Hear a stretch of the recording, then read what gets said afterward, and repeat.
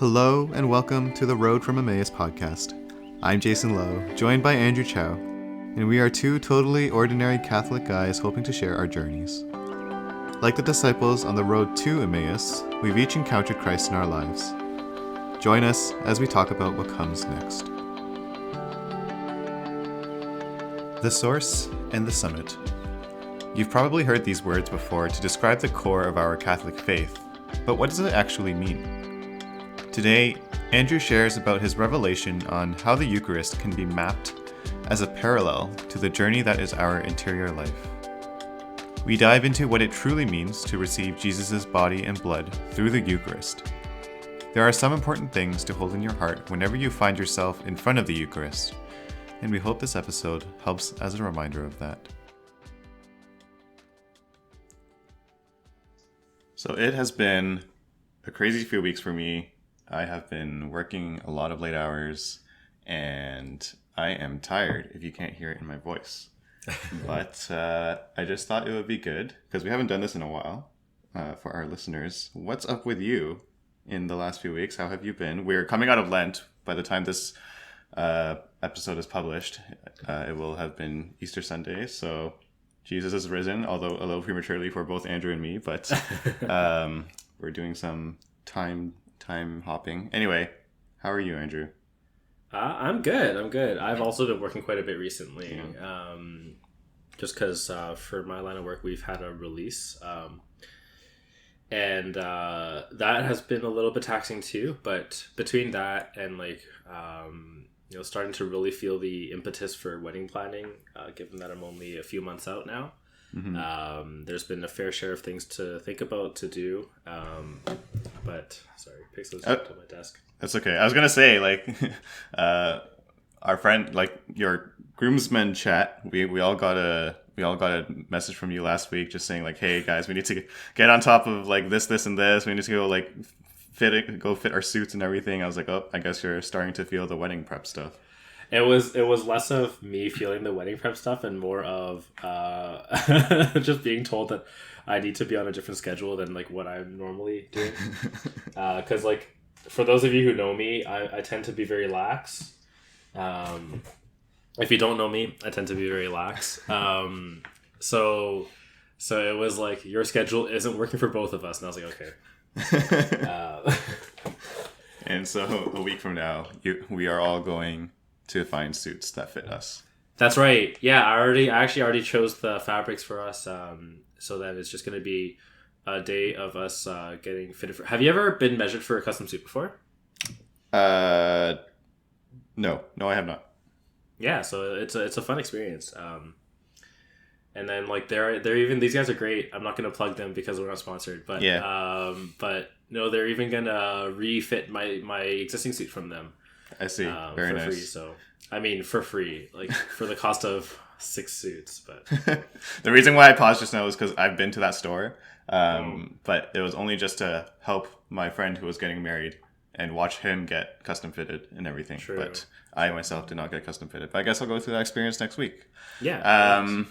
Yeah. So if you're watching on YouTube, you'll see that I have a new background. So in terms of what's new for me. I have moved into my new condo. I've been here for 3 weeks now, I guess, full time. And I did notice that the audio is a bit more echoey. So hopefully that's not too distracting or anything, but it is what it is. I'm not in my well carpeted bedroom anymore, back at home, but it has been an adjustment. I've been lucky just because I haven't had to cook for myself really. Which is a whole other adjustment in and of itself. But because my parents are still living 5 minutes away for the time being, I'm pretty much going home every single day, more or less for dinner. And then they're cooking me leftovers for lunch. So that's been easy for me. Yeah. All right. So now that we're all caught up, let's just jump into today's episode because I haven't even thought of a corny segue. So let's just get into it. And so last episode we talked about the interior life. We talked about the importance of having an interior life and practicing that and what it means, just because it is one of the core tenets of our faith, of our relationship with God, and how to keep that up. I think this time we want to hone into one particular part of that maybe where we talk about this is truly the core of our faith, right? I think last episode I kind of had to catch myself if you listen closely, because I said that the interior life is the core of our faith life as Catholics, but then I was like, it's actually just one of the core parts. But this time it is the core part, and it is the Eucharist. It is how does the Eucharist, or what place does it take within the context of the interior life, right? And so, Andrew, why don't you walk us through that a bit? Yeah, and I think even like on that piece that you just talked about, where it's like these are two parts. I don't think we need to necessarily even separate them, because what we're going to talk about a little bit today is how really these are two aspects of the same thing.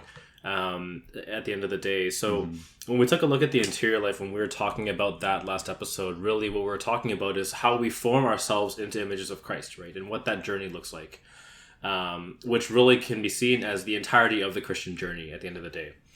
And then we look at the Eucharist, and some of you may have heard before this term source and summit, which was coined in the Second Vatican Council in the 60s, I think, when it was said that the Eucharist is the source and summit of all the good that comes from our faith. So then what we're going to talk about today is how these two really relate to each other. So why is the Eucharist called the source and summit, and how does that play a role in us being formed into Christ's image, right? This in particular was a revelation that I had last year at a rally that's for, I think, like elementary school students. Actually, I was there as a chaperone. It was called the Lift Jesus Higher rally. Yeah. I've been a couple times as a teenager. Fun stuff in Toronto. Okay, yeah. So I knew nothing about this until I went, but our good friend, actually, Father Eric Ma, he was celebrating Mass there, and his homily was talking about how a lot of the faith in terms of living the faith in today's world is recognizing the already but the not yet, and it was interesting because it's like he was making examples of things like we are already redeemed but we're not yet redeemed. Right? So like Christ has saved us, but we're not yet saved in some senses, right? And that kind of interesting tension there. And so I started thinking about things like that, and then I started realizing that, this kind of also mirrors what's happening when we receive the Eucharist, in that with what's happening in the Eucharist is mapping that entirety of the interior life. So we already receive it, but we're not yet there. So what do I mean by that? When we look at the Eucharist, it is this piece of bread, is what it is. It's this biscuit, this wafer that we have before Mass. You can eat a million of them if you want, doesn't really make a difference. And then you go through Mass and you have the preparation of the gifts, you have the consecration, and then now it is, we believe, it is transubstantiated into Christ's body. Right? So its form remains the same. So it still looks, tastes, and feels like that wafer, but the substance behind it is something different. It is Christ. It's that full image of Christ. And so if we think about that, then in that instantaneous transformation, that is the entirety of what we as Christians are trying to do and what we're pursuing in the interior life and in our Christian journey. We over time are going through that same transformation.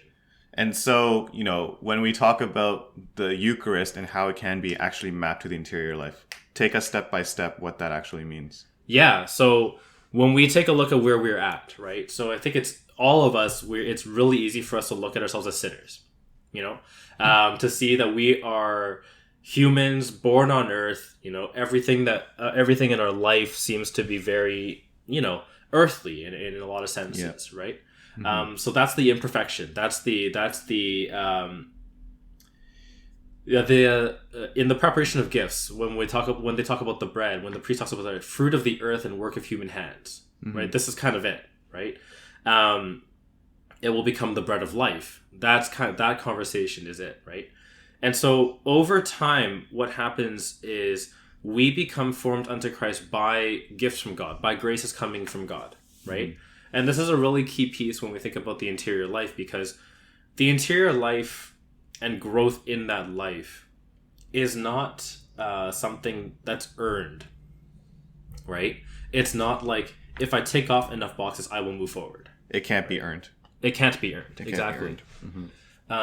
But it's received, and things happen as those gifts are received, right? So in that same way, the bread isn't doing anything of itself to become divine, but God wills that it becomes divine.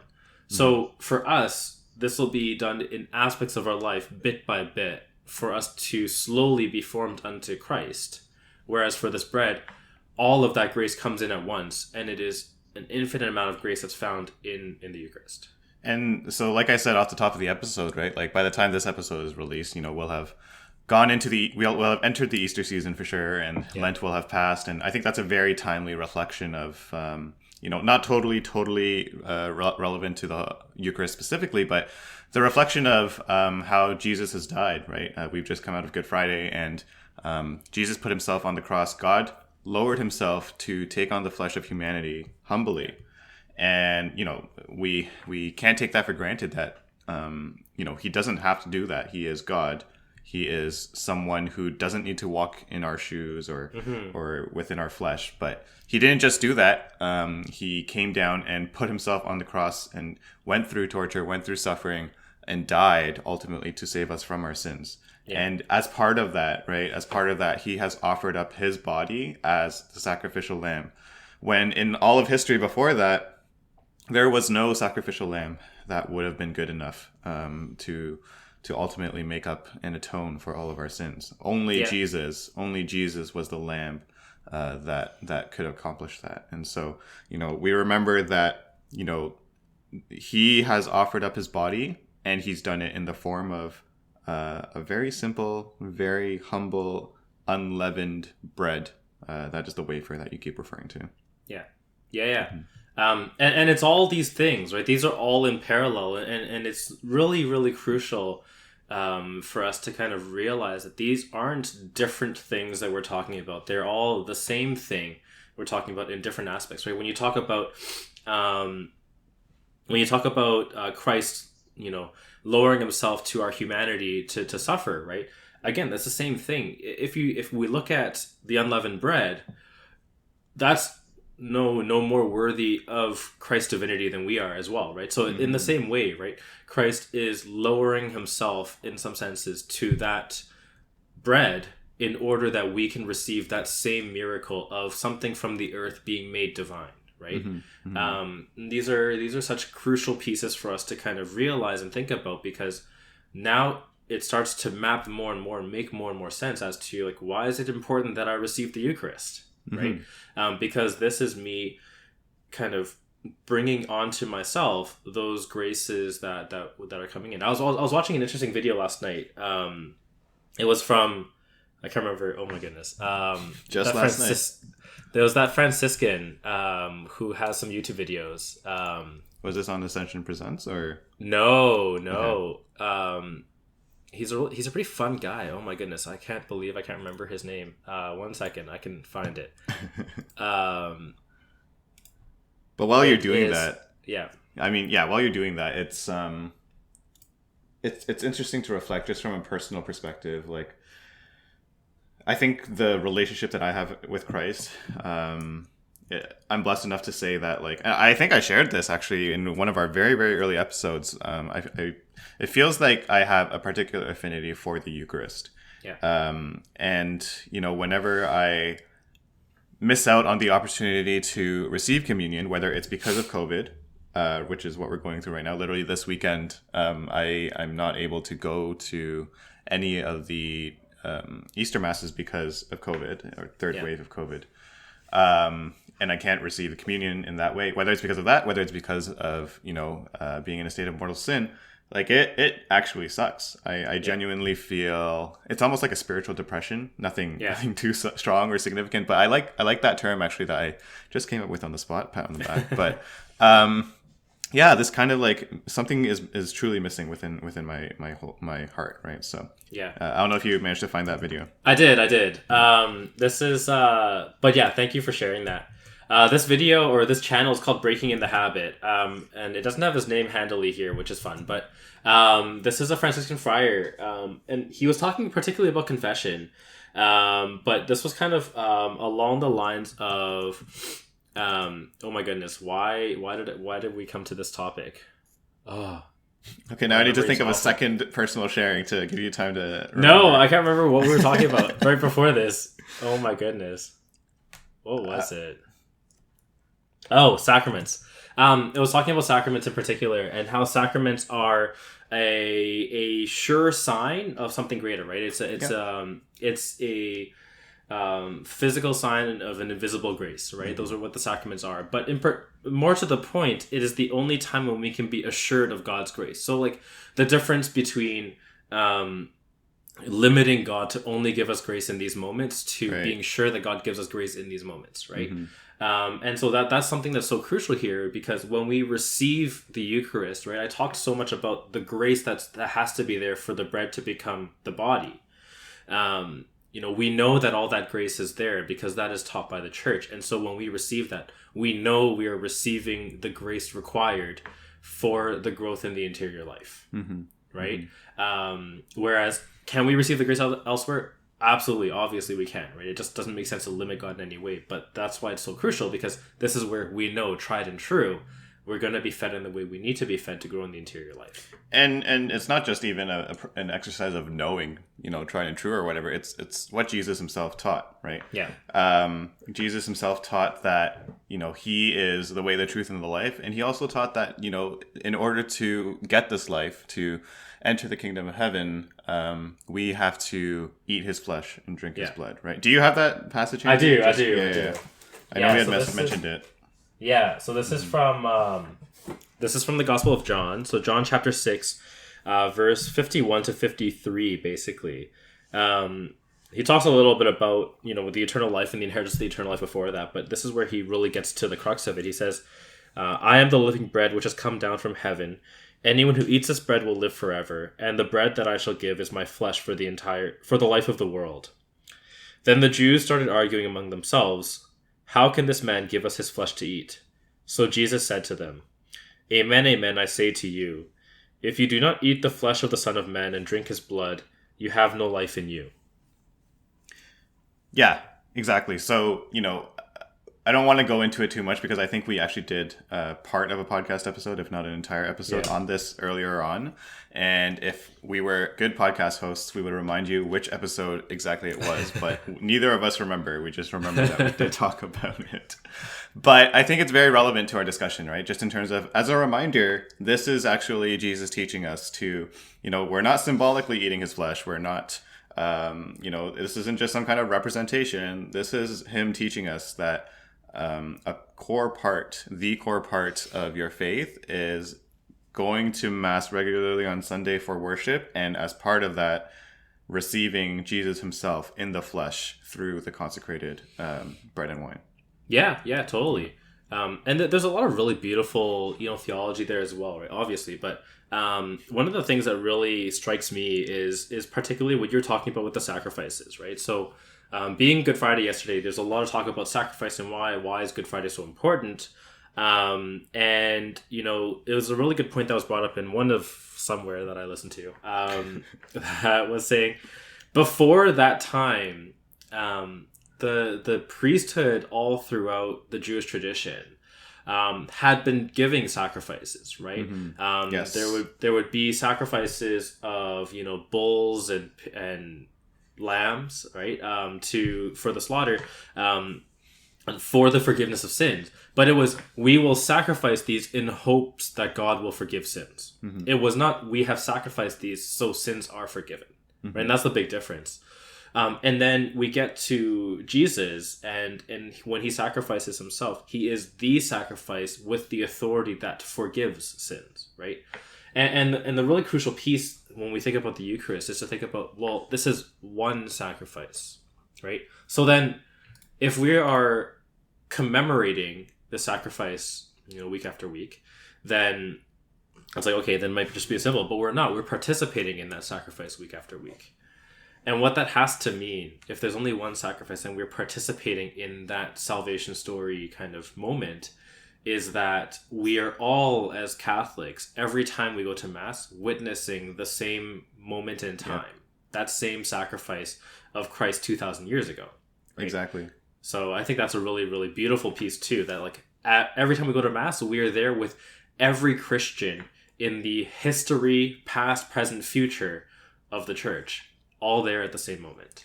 I don't think that's another one of those underrated things that we don't often remember, right? Like, it's like, oh, we're at Mass, and it's 10 a.m. on a Sunday, and I'm in a church full of like 200 people, and we're all at Mass together, and I'm here with my friends and family, whatever. But no, it's not just that. We're at Mass celebrating Mass with, or participating in the celebration of Mass with all the people around the world, and not just even that, like you said, it's in the history, like we're all kind of at the very same time participating in the celebration of this Mass. And so I think that's something that we need to remind ourselves of.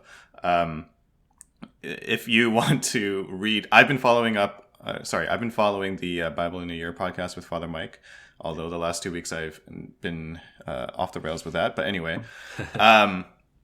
so for several days, he reads through the book of Leviticus. And so if you read through the book of Leviticus, obviously you don't need to listen to the Father Mike podcast. But if you read through the book of Leviticus, you will learn all about the sacrifices that Andrew was talking about, where all these priests, all these Levites, offer up these different sacrifices, again, in the hopes of forgiveness from God. And, if you commit this particular wrong, you have to offer up this particular sacrifice. Another particular wrong demands another kind of sacrifice, kind of thing. Or if you aren't, if you don't have the requisite sacrifices, then you have to offer up what you can give, kind of thing. All these different types of sacrifice that are really just washed away when Jesus enters the picture, when God himself enters the picture, and, his sacrifice is ultimately the one that actually does the thing and redeems all of us. Yeah, totally. I love that you bring up Leviticus too. Leviticus being the book full of rules, right? But it's really good to kind of keep in mind here that what Christ does is he renews and creates a new covenant, right? Mm-hmm. Exactly, kind of what you're saying there. But it's just there's so many beautiful things to dive into here. Even when he talks about I am the bread of life, and how that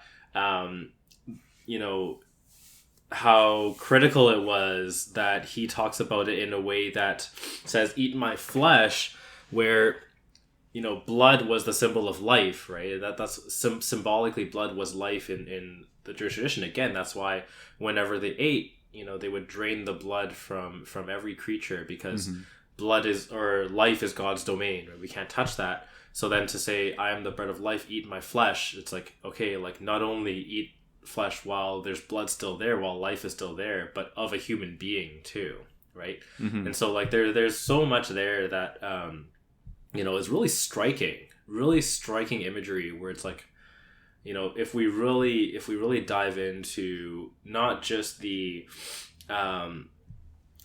I guess the tacit like terminology, and just be like, oh, like I grew up with this my whole life, but like if we really think about like the Greek word there, which I can't remember, but the Greek word in that same passage that we just read from John, it says, unless you like gnaw my flesh, right? Yeah. I think it's phage, but like no, phage is the normal one. Okay. Is eat, and then the that one I recognize. Yeah. Anyways, but yeah. So it's just like the imagery here is just it's not for the weak of heart, that Jesus calls us to here. It's tough stuff to swallow. Yeah, but was that a pun? No. Very well done, if so. But what I was gonna say was, again, we've already gone into this passage, but a couple times on this podcast in previous episodes, we've mentioned tough teachings, difficult teachings, and this is one of those difficult teachings that the disciples of Jesus, some of them just couldn't wrap their heads around, and they left. And I think it's important that you mention the kind of the weightiness of this particular teaching, because it reinforces a couple things, right? It reinforces the necessity of what we started this episode with, of making sure that we receive the Eucharist, but also understand what it is that the Eucharist is, what it means for our interior life, for our salvation, really. Yeah. And how, without the Eucharist, there's no way to heaven. Yeah. I think it reinforces that particular point because, again, we need to have it. The second thing that I think it reinforces is being in a state of grave sin, right? And having to understand that this isn't just a thin wafer of bread, and this isn't just something that Jesus is present in and, he's just giving himself to us freely and, that's it. It's understanding that this is God himself and that we need to take that very, very seriously. And so if we are in a state of sin, it is on us to show kind of the respect and venerate almost. I don't think that's even strong enough. And if you have a better word, please throw it in. But understand that we need to refrain from receiving the Eucharist, from receiving God within ourselves because of the state that we're in. And, I don't want to go down that hole to as we reach the end of this episode to end on a sad or depressing note or anything, but it's more so a recognition of the fact that this is God himself, and we need to take care with how we receive the Eucharist as part of recognizing our own sinfulness. Yeah, it's really key here, right? St. Paul actually directly talks about this point in his first letter to the Corinthians. But when we recognize more and more kind of the criticality of the Eucharist and what it does for us, right? I think it's really great that you point out it's understanding what it's doing for us and kind of seeing that whole picture. Because I was having an interesting conversation with a couple friends recently, and I think like a lot of our generation of Catholics, what we struggle with is the point of believing for the sake of believing. And you know what, and I don't want to dive too far into this either, but it's really, that's not it, right? It's not, the point isn't that you believe. The point is what it does for you. The point is where you're going, right? And that's kind of what we're talking about here. It's the Eucharist is a source and summit because it is the surest way to grow in the interior life, which is us forming ourselves or being formed into God's image, right? And so these are all why this is so important, not just because it's true, but because of what it does. And so when we think about that, and then we think about what happens if we don't properly consider it, St. Paul says quite clearly, for anyone who eats and drinks without discerning the body, eats and drinks judgment on himself, right? So this is very, very clear to say, if you kind of just go through the motions, but don't understand that whole piece, it's not just not doing anything for you, right? But you're actually, it might actually be detrimental. So take the time to understand, why is this important for me? And it's an act of faith, right? It's, to understand that you are in, that you are not in a state of being, I guess, where you are ready to receive Christ himself. That's not really necessarily a condemnation of yourself, right? If anything, that's actually a very good recognition that you, again, I'm looking for a better word than this, but you respect and venerate God and Jesus to the point where you understand that you don't want to harm your relationship even further by physically being in communion with him while you're in such a terrible state. Well, it's a holy desire is what it is, right? It's having the holy desire for union with God. And it'd be like showing up to a wedding in rags. You wouldn't.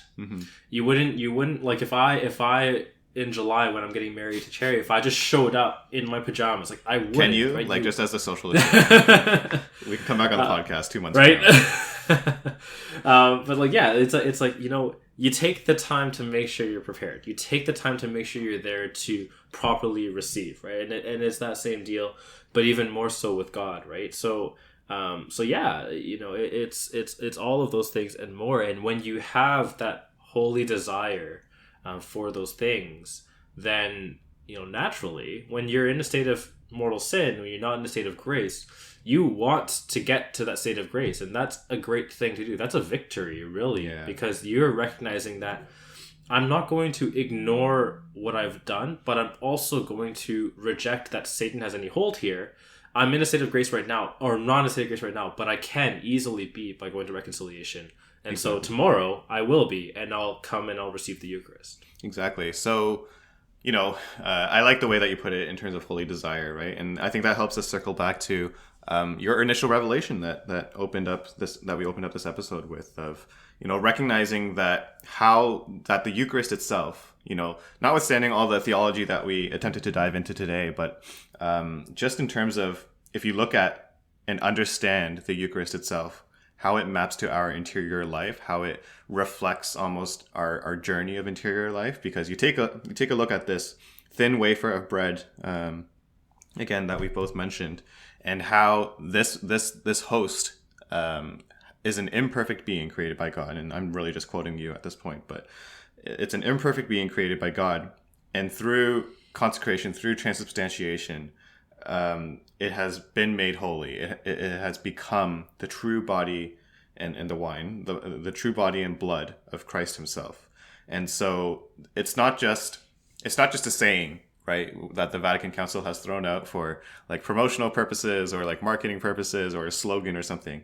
This is truly the source and the summit of our faith. And, when we take a look at that in parallel to how we ourselves as unholy beings, initially, we are made in the image of God, but we are far from perfect, right? We are imperfect, just like the host. And so we take a look at that. We take a look at the journey that we want to be on. And we need to go through kind of our own, consecration, kind of our own transubstantiation, such that our souls are holy enough and ready enough to ultimately enter the kingdom of heaven. Yeah. One last quote, I think also from St. Paul, right, that really kind of talks about that whole journey is, it is no longer I who live, but Christ who lives in me, right? Mm-hmm. And that kind of that's the goal. That's where we want to be, right? And that's it, right? It's no longer the bread that's there, but Christ that lives in the bread, right? And that's exactly where we're trying to go. Perfect. So just in terms of, the actions on this are pretty simple. I think it's go to Mass every week, receive the Eucharist. If you are not in a state of grace to receive the Eucharist, make sure you get to confession and receive the sacrament of reconciliation, which is an amazing thing that I'm sure we will get into on an episode. I don't think that made sense. Anyway, we will get into it in an episode in the future at some point, I'm sure. So yeah, Eucharist, reconciliation, but also adoration. I think recognizing that, we have our Sunday obligation, obviously, to go to Mass every week. And as part of that, we will receive the Eucharist. But make time for Holy Hour in your life, right? I don't go often enough. I try to go once a month, but especially within the COVID pandemic, it's been difficult for me. Pre-COVID, I've been able to make it. How have you been able to keep up going to adoration? Or? No, not now. I don't know of any adoration chapels in Toronto. The only consistent adoration chapel I know of is in Oshawa, which is not the closest place in the world. But I've been out once. Shout out to St. Joseph the Worker in Oshawa, and their perpetual adoration chapel. But I haven't been out as much as I want to. I know I always add things in, but going to Mass and receiving the Eucharist is obviously, like you said, it's crucial. But even when you're in Mass, when the priest holds up the bread or the wine in the consecration, don't bow. Look. Yeah. People bow all the time, but what we're talking about here, that transformation moment, I'll tell you, in terms of time, that's when it happens, is when he says the words and he lifts up the host and he lifts up the wine. Look at it and try and catch a glimpse of what that journey looks like. Mm-hmm. No, that's great. I love that. It's actually, I wouldn't categorize it as a pet peeve, but it's definitely something where, when I notice other people doing it around me, I'm just like, man, like you're really missing out on something here. Like, and obviously, like, I know people do it out of reverence. So like it's not a condemnation of them, right? But it's, there's something really beautiful and something a lot greater here. Don't. I think it's a habit that a lot of people just see other people doing it, think it's proper, but like that's not. No, it's like just look, try and catch a glimpse of heaven, right? Exactly. All right. Anything else you want to add? No, Are you sure? Sorry. Okay, so we'll put a bow on that at this point here, and hopefully, I think it was a great parallel to draw, just the Eucharist and the interior life, and it's a beautiful thing. It is the source and the summit of our faith, and it's something that we should continue to say and to believe. And as we come out of Lent, as we enter the Easter season, we pray that you will carry this message prayerfully in your hearts, and like Andrew said, the next time you're at Mass, make sure you look at the Eucharist as it's being held up. All right, so you will hear from us in a few weeks. Hope everyone, I can't say have a blessed Lent, has a blessed Easter season. Yeah. All right, take care, everyone. Bye.